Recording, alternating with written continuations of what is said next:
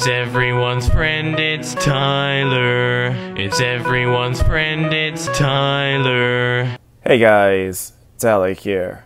There is no shadow of a doubt that free speech is by far the most important rights that we actually have for the United States. The second most important right that we actually have in our country is the Second Amendment. Because without the First Amendment, we need the Second Amendment to also protect ourselves. That being said, the idea of free speech is relatively new in comparison to other political ideas, because the genesis of free speech comes directly from the original liberal. His name was John Locke. And essentially the argumentation that John Locke had made is that the state itself does not necessarily grant us free speech, but rather free speech is something that's innate in everybody that's actually born on this earth.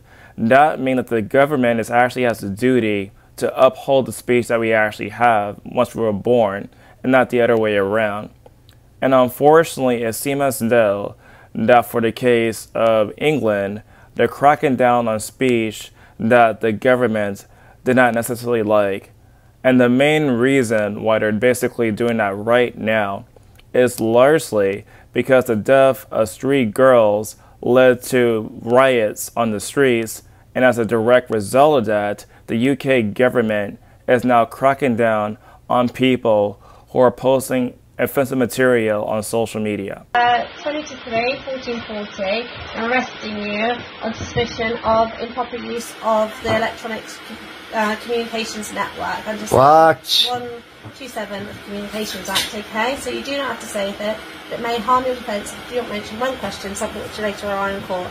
Anything you do say may be given evidence. Do you understand that? So I'm actually being arrested? You're going to be arrested, okay? Right. So you got to the police station. Right. You, okay, this is in relation to some comments that you've made on a Facebook page. Okay? Oh, really? Oh, it's a Facebook crime, is it? Okay. Right. So we need to ask you some questions about that.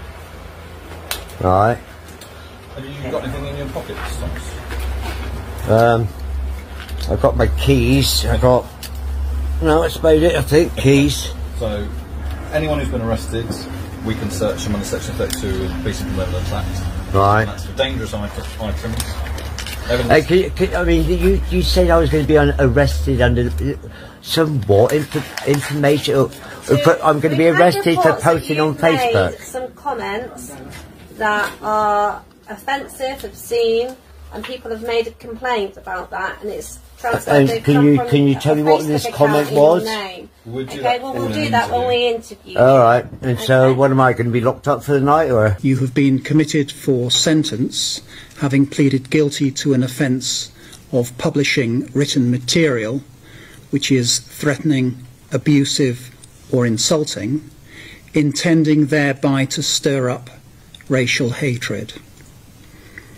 The context of your offending is that it arises out of the civil unrest and disorder in many parts of the United Kingdom.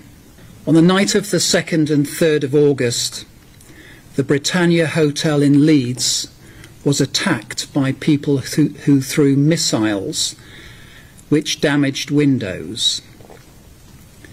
The police were called, and on the 3rd of August the hotel was locked down for the protection of those who were living there.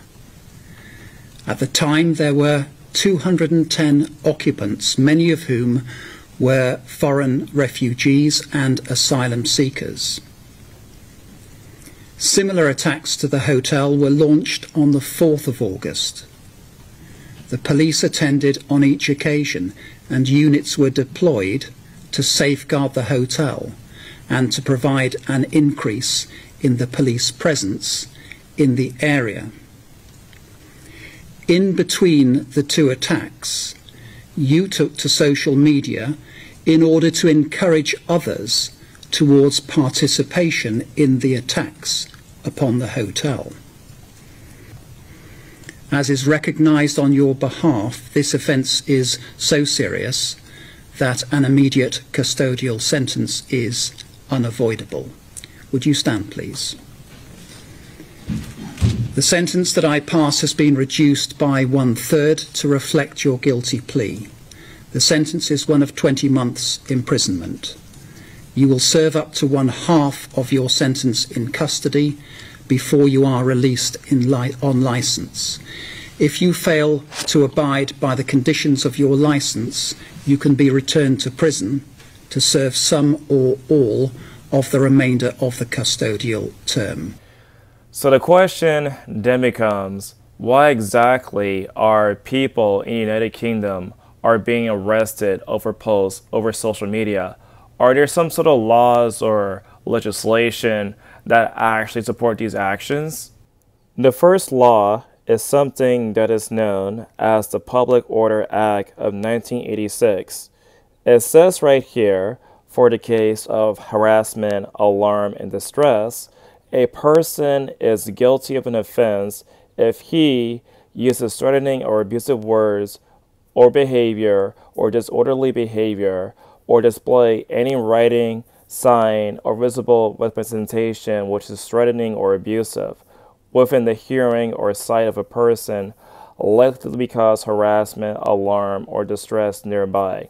An offense under this section may be committed in a public or private place, except that no offense is committed where the words or behavior are used, or the writing or sign or other visible representation is displayed by a person inside a dwelling and the other person that is also inside that or in another dwelling.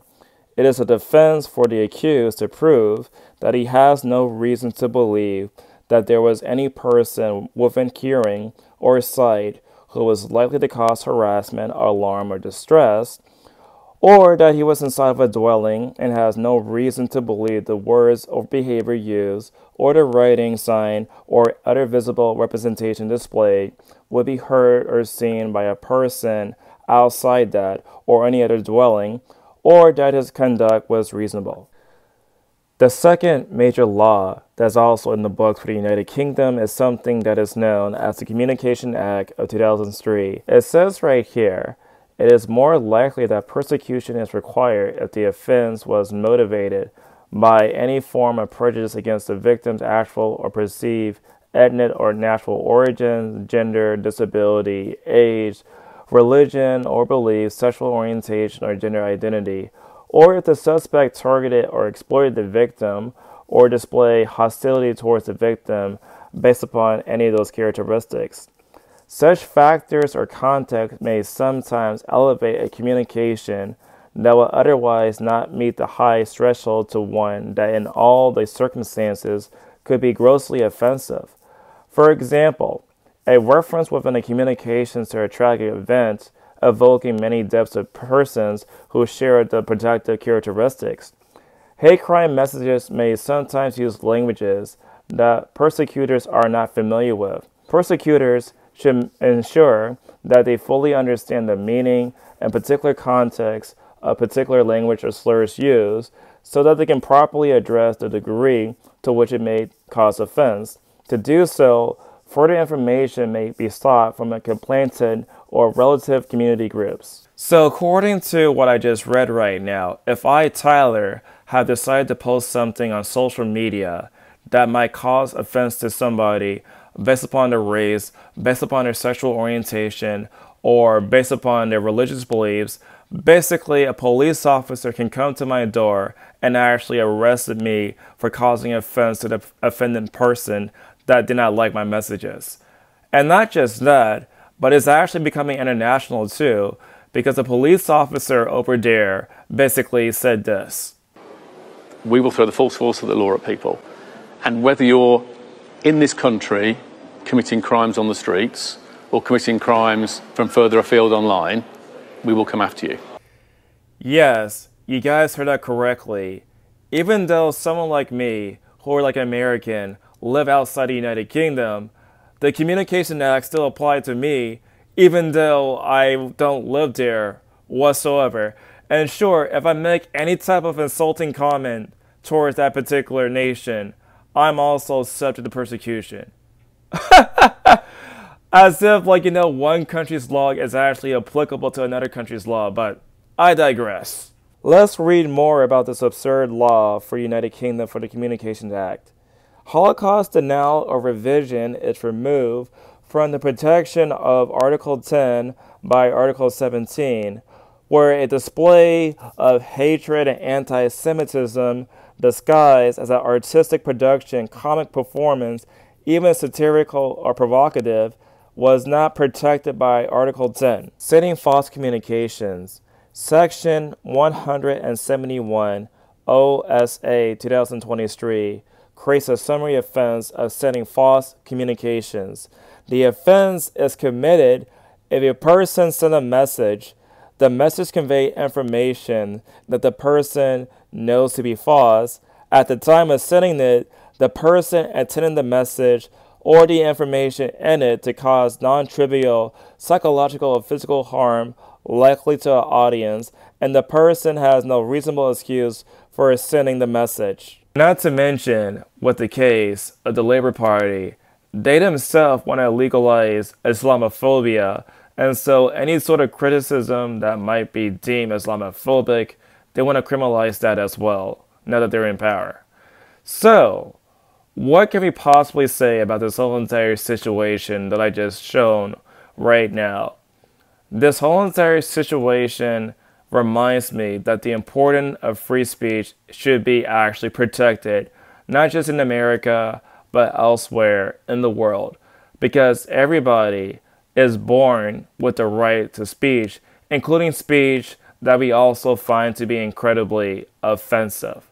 And so, yes, the hazard of a free speech society is the fact that you yourself will find speech that you don't personally like.